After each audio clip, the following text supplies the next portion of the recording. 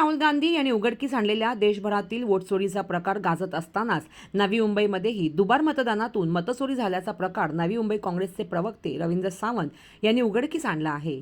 नेरूळ येथील जनसंपर्क कार्यालयात घेण्यात आलेल्या पत्रकार परिषदेमध्ये याबाबतचा धक्कादायक खुलासा करण्यात आला आहे। या पत्रकार परिषदेवेळी काँग्रेसचे नवी मुंबई प्रवक्ते रवींद्र सावंत, प्रदेश सरचिटणीस संतोष शेट्टी, जिल्हा सचिव विद्याताई भांडेकर यांच्यासह विविध पदाधिकारी उपस्थित होते।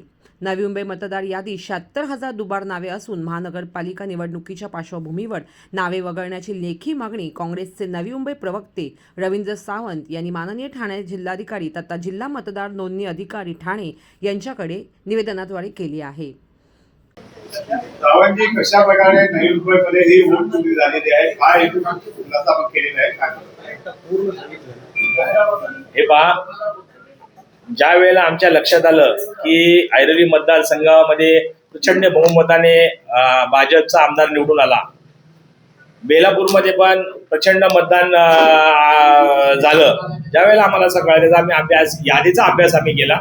त्या यादीवरती आम्हाला असं कळालं की हे कमीत कमी बेलापूर आणि ऐरोलीमध्ये प्रचंड मतदान हे दुबारा आहे, प्रचंड मतदान आहे। ऐरोली मतदारसंघामध्ये 40,000 नावं दुबारा आहेत, कमीत कमी अजून काढायचे।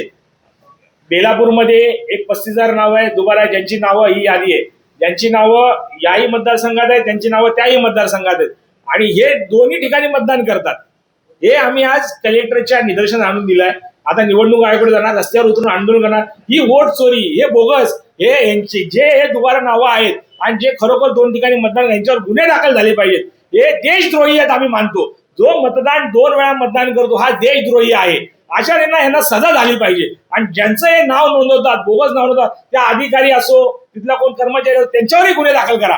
काही नावं, काही लोक या पट्ट्यावर राहतच नाहीत, यांच्या दुबारा ही नावं तात्काळ वगळण्यात यावी, ही मतचोरी थांबवली पाहिजे। ह्याच जीवावर हे लोक महापालिका निवडणूक लढवणार आहेत आणि सत्तेमध्ये येण्याचा प्रयत्न करणार आहेत। हे आम्ही यांचा आज हा खुलासा सर्व केलेला आहे। आणि काँग्रेस आता गप्प बसणार नाही। नवी मुंबई क्षेत्रामध्ये काँग्रेस रस्त्यावर उतरणार, लोकांच्या निदर्शनास आणणार। हे कसे बोगस मतदान करून, कसं बोगस मतदानाच्या जीवावर निवडून येतात, एवढा लीड घेतात, हे आता हे सिद्ध झालंय। या याद्या पहा, हे बघा, हे सगळे एवढी नावं आहेत प्रत्येक मतदारसंघामध्ये। तुम्ही वाटल्यात स्वतः पाहणी करा, प्रत्येक ह्याच्यावर पहा, पाहणी करा। हे आम्ही पूर्ण सिडी सकट आम्ही यांना कलेक्टरला दिले, आता कलेक्टर करतील। आणि नावं वगळण्याचं आम्ही यांना निवेदन पण दिले, ताबडतोब ही नावं वगळा। येत्या इलेक्शनला ही नावं वगळलीच पाहिजेत। महानगरपालिकेची निवडणूक येत आहे, नावं वगळली काँग्रेसच्या विरोध करणार का? निवडणुकीला विरोध म्हणजे आम्ही रस्त्यावर उतरणार, आंदोलन करणार।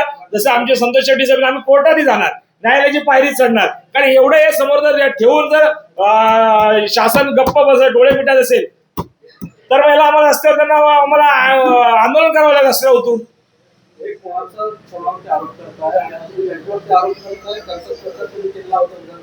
ऐकून घ्या, आम्ही सिस्टमवर आरोप करतो।